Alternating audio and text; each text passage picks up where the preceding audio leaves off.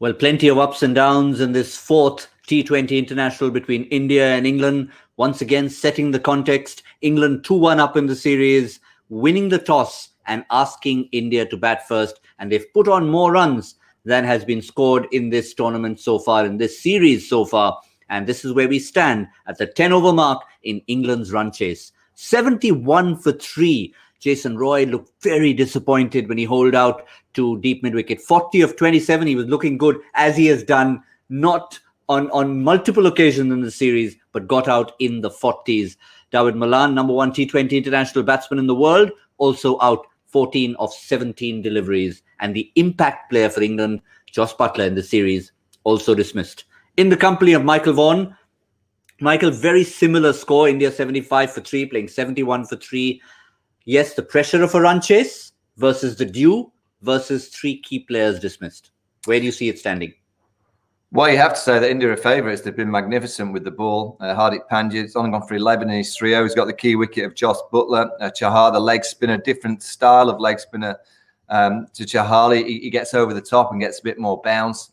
He's bowled beautifully in his 1 over. Obviously got the wicket of Dawid Malan.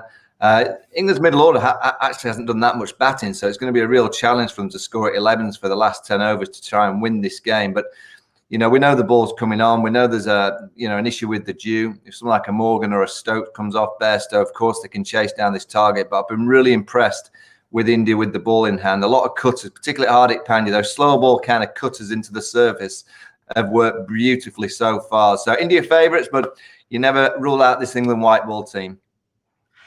You also talk about the depth in the batting. Not that you want to go down to a Sam Curran or an Adil Rashid, both of whom can bat, but the experience in that middle order. Yes, they haven't batted enough, but someone can, Morgan can, and at the moment it's Bairstow out there in the middle with the miracle man, Ben Stokes. Yeah, and he's not been in great form, Ben Stokes, throughout the Test series and the T20 series. He's not really had much opportunity, so this is a chance for him to get in. He does like to get in T20 cricket, and then he explodes. Spin has been an issue. I think the way that he can play spin the best is when he attacks it. I think he's a better player when he's really looking to hit the spinners, and he has to from this position. So this might be the kind of situation that gets Ben Stokes back into the high-class form that we've seen him in for such a long period of time.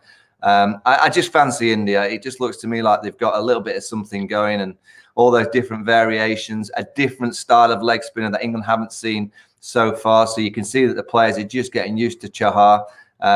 India look alive in the field. Virat asked for that. He asked for a little bit more oomph in the field. Well, he's got it so far, but it's always easy to have that oomph when you're on top. India favourites from this stage, Gautam. Yeah, interesting contest between bat and ball. It's Rahul Chahar versus Ben Stokes. He's just holed one out to deep mid-wicket, just falling short of Shreyas Iyer, going under him for a boundary. So they will need those slices of luck to come in. But just a quick one on Stokes coming ahead of Owen Morgan. Obviously, the captain will have thought of that and had something in mind sending Stokes ahead of himself. Yeah, I could only think that he's been speaking to Ben Stokes and he wants to give Ben a longer run to try and get in, give himself a bit more time.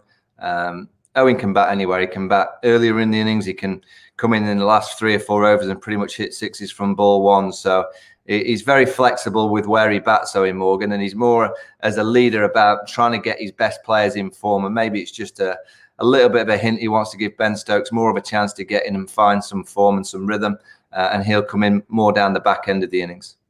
Quick one to wrap this one up. You mentioned Hardik Pandya and the spell that he's had. Started off beautifully. India had a maiden from one end and 2 runs from Hardik Pandya. What do you think he's done differently, given that he's coming back into bowling after a long gap?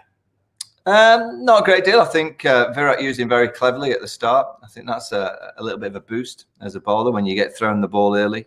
Getting the key wicket. If you get Jos Buttler out, it's a massive boost for you as an individual, because you've impacted the game hugely, because Jos is the man in form for England. He's the one that can get those big runs quickly at the top of the order. And Hardik is a clever bowler in T20 cricket. You always think that Hardik Pandya in this T20 Indian team, he's doing a lot of the thinking as well. He's doing a lot of the talking to all the bowlers that come on in the field. You can see him very active. He's a key component of this Indian T20 team.